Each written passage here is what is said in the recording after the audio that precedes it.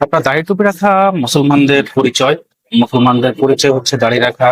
শেষ বয়সে যদি হতেই ধরে তাহলে মানুষ দাড়ি কেন রাখতে যাবে? তো আমার প্রশ্ন হচ্ছে, নাসিরুদ্দিন পাটোয়ারি একটা কটূক্তি করছে সেনাপ্রধানের দাড়ি দেখে, যে শেষ বয়সে এসে মানুষ যখন মানুষকে বুঝে ধরে তখন নাকি সে দাড়ি রাখে। তা আমি তার কথায় তীব্র প্রতিবাদ জানাচ্ছি এবং নিন্দা জ্ঞাপন করছি এই জন্যই যে আমাদের নবীর সুন্নত হচ্ছে দাড়ি। ঠিক আছে, আমাদের মুসলিমদের পরিচয় হচ্ছে দাড়ি। মানে এরকম একটা রুচিপূর্ণ ব্যক্তিত্ব সম্পন্ন মানুষ কিভাবে ঢাকা বিশ্ববিদ্যালয়ে চান্স পায়, ঢাকা বিশ্ববিদ্যালয়ে পড়াশোনা করছে, মানে মাথায় ধরে না।